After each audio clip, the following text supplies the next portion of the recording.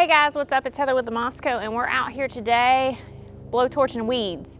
I put a short up recently about my weed blowtorch, and someone said they wanted a demonstration, so I figured, hold on, airplane. Okay, so I figured I would do a demonstration and talk a little bit about this. I thought I ran across this at some point and love it. So this is a weed blowtorch. They make some that are wider. You can get them at like Ace Hardware or Amazon. They go by Weed Dragon, and they are indeed as fun to use as one would think. Let me let you know. So the biggest thing that I use it for is there is gravel on either side of my driveway. And I'm not sure why they put it there. I'm sure they had a reason, but it's a pain in the butt to weed. But the Weed Dragon has completely changed my life because I can walk through and just blowtorch them real quick and then be done. So you mow the grass and then you blowtorch your weeds, and it doesn't take long at all. So as a general rule, you obviously wouldn't want to use this. Like, I have straw in between the rows in my production garden out back. You wouldn't want to use it back there because it would catch it on fire. You wouldn't want to use it to say, light fireworks or anything like that. Be responsible with your weed blowtorch. But in any case, the way that you use it is you use this thing like you're in high school chemistry. You turn it on a little bit. I have mine hooked up to a propane tank right here that is in my garden cart. And then I can just pull my garden cart around and use this. They do make ones that come on stands. And at first I thought, I might go through a whole lot of propane, but it takes me over a year to go through this propane tank. And I have an average size yard. So, for most people, that's going to work pretty good. So when you're using this, be careful. It rained last night, so this is a perfect day to do it. But if it's rained and it's wet and your mulch is compacted down, I've never had a problem with it catching the mulch. If the mulch is the fresh, really fine stuff, it will catch right away if it's dry. So you want to look out for that as well. That might be, so for some people this is going to be a great option. Some people it's not. It just depends on what kind of situation you got going with that. If it's the big chunks of mulch, it's not as concerning. I do wear my boots for this because if something does seem like it's going to catch, like there's a dry leaf in the mix, I can step on it really quick and that takes care of it. But for the most part, it's fairly safe. I will also get it within about 6 inches of the plants I want to keep. It tends to not bother them at that late. And again, you're doing it super quick. So you don't have to burn the weeds until they completely incinerate. You just hold it on there until they change to a deeper green. Sometimes they'll pop and then they're done. And in about an hour, 2 hours later, you come back and they're completely, I'm dead, I'm dying, I'm dying. Yeah, you are. You sure are, because you're a weed. I'm not one of these people that's like, we shouldn't kill any of the plants. Sorry guys, that's just not me. If it's ugly and it's untidy and it's where I don't want it to be, or if it's gonna choke out my other plants, it's got to go, okay? It's got to go.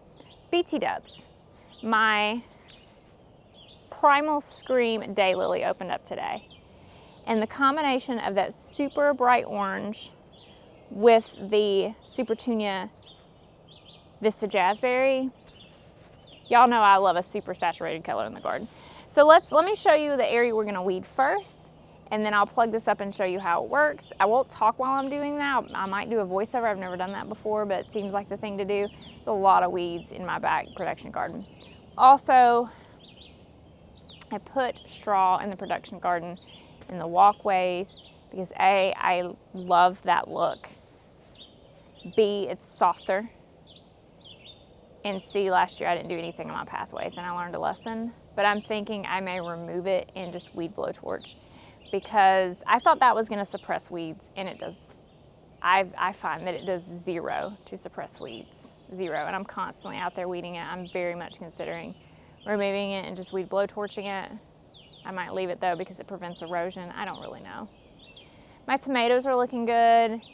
My dahlias are looking really good. My potatoes in the grow bags are not looking good, and I think I actually do need to harvest my garlic. I may do a test run on that. Some of my squash is looking good. However, one of them has pretty intense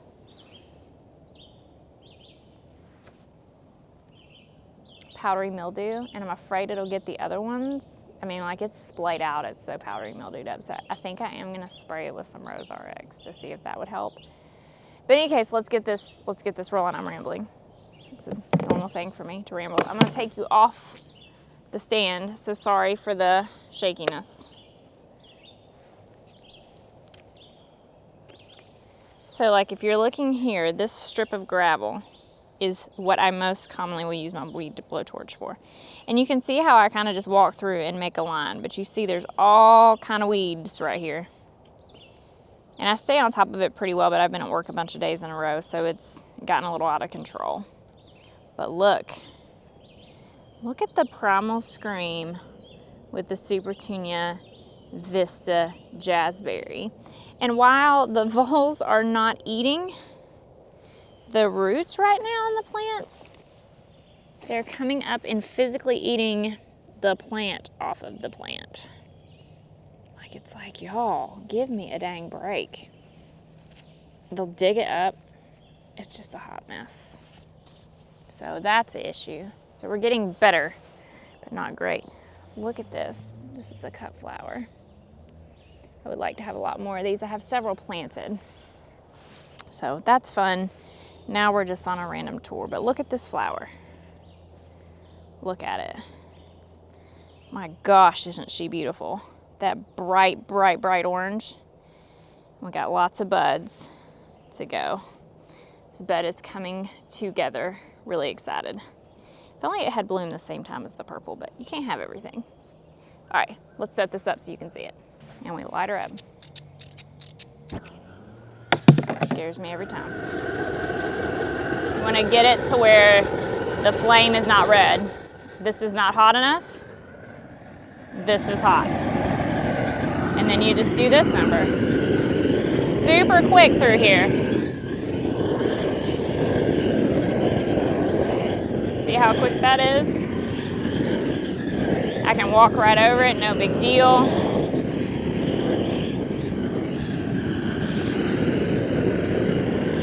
That's it.